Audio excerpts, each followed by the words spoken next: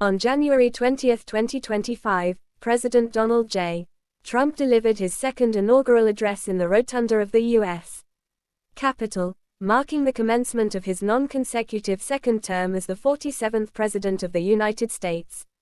The ceremony, held indoors for the first time since 1985, was attended by dignitaries, former presidents, and citizens from across the nation. In his opening remarks, President Trump expressed gratitude to Vice President J.D. Vance, Speaker Johnson, Senator Thune, Chief Justice Roberts, and the assembled former presidents and vice presidents. He acknowledged the presence of his predecessors, including Presidents Clinton, Bush, Obama, and Biden, as well as Vice President Harris, emphasizing the continuity of American democracy.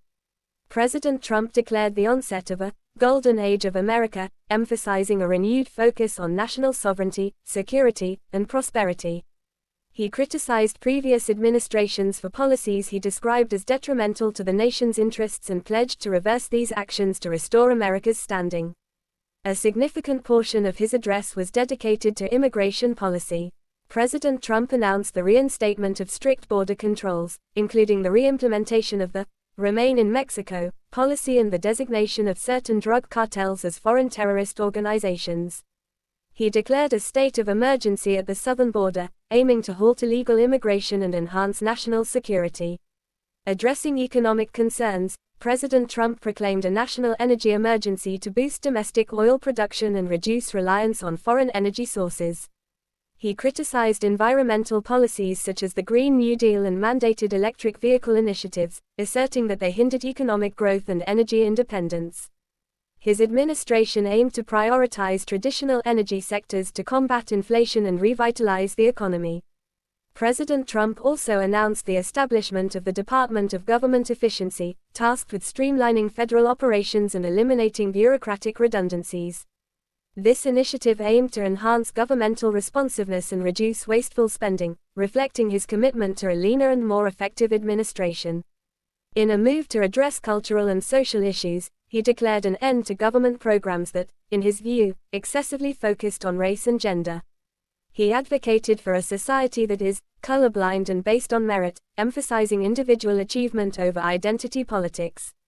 This stance was intended to promote national unity and equal opportunity for all citizens. President Trump paid homage to civil rights leader Martin Luther King Jr., acknowledging his contributions to American society. However, he criticized what he perceived as an overemphasis on race and gender issues by political progressives, suggesting that such focus could be divisive rather than unifying. In a symbolic gesture, he announced plans to rename the Gulf of Mexico to the Gulf of America, reflecting a broader initiative to reinforce national pride and assert American sovereignty. This proposal was part of a series of actions intended to reassert America's identity and global standing. President Trump expressed a desire to be recognized as a peacemaker, stating that a nation's strength should be measured by the wars it prevents rather than those it engages in. He emphasized a foreign policy focused on diplomacy and conflict resolution, aiming to reduce military engagements abroad while maintaining national security. Concluding his address, President Trump called for national unity and resilience. He urged Americans to embrace a renewed sense of purpose and confidence, asserting that the nation's best days lie ahead. His vision encompassed a strong, sovereign America, ambitious in its endeavors and steadfast in its values. The inaugural address set the tone for President Trump's second term, outlining a policy agenda centered on national sovereignty, economic revitalization, and cultural unity. As his administration commenced, the nation awaited the implementation of these initiatives and their impact on the country's trajectory. For those interested in viewing the full inaugural address, it is available through various media outlets, including a recording of the speech. Subscribe to my YouTube channel for more news updates.